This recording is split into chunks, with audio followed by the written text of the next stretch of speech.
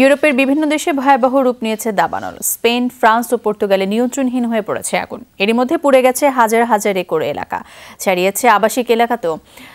নিরাপদ আশ্রয়ে নেওয়া হয়েছে কয়েক হাজার মানুষ। মারাত্মক ঝুঁকিপূর্ণ হয়ে উঠেছে ফায়ার সার্ভিস কর্মীদের কাজ। পর্তুগালের উত্তরাঞ্চলে দমকল বাহিনীর একটি বিমান বিধ্বস্ত হয়ে নিহত হয়েছেন পাইলট। মাইলের পর মাইল জ্বলছে আগুন, এত বেশি তীব্রতা ধারে কাছেও ঘেঁষতে পারছেন না দমকল কর্মীরা।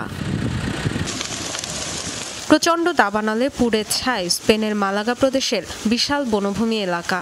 46 ডিগ্রি তাপমাত্রায় একেবারেই শুষ্ক আবহাওয়া, পাশাপাশি বাতাসের প্রবল গতিবেগে অস্বাভাবিক দ্রুততায় ছড়িয়ে পড়ছে আগুন। হিমশিম খাচ্ছেন ফায়ার সার্ভিসের কয়েক হাজার কর্মী।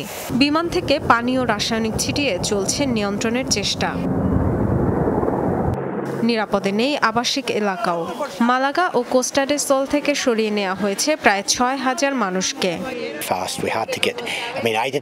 সতর্ক করেছিল প্রশাসন, তবে ভাবিনি দাবানল এতটা ভয়াবহ হবে। আশা করেছিলাম নিয়ন্ত্রণে নিতে পারবে।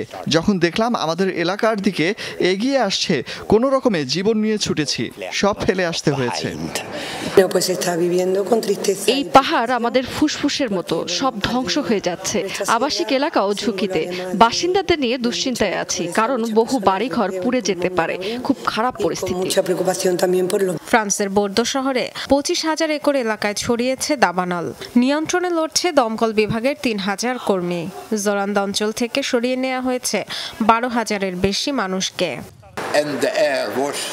পুলিশ পুরো এলাকায় সাইরেন বাজিয়ে সতর্ক করছে আর এলাকা ছাড়তে বলছে। ঘরবাড়ি ছেড়ে আমরা কোথায় যাব? ভয়াবহ পরিস্থিতি, জানি না কি ঘটতে যাচ্ছে। সব সঞ্চয় দিয়ে বাড়ি করেছিলাম, পুড়ে গেলে নিঃস্ব হতে হবে। পর্তুগালের দাবানলের হটস্পট উত্তর পূর্বাঞ্চলীয় শহর পোর্তো। এরই মধ্যে পুড়ে গেছে 75,000 একর এলাকা।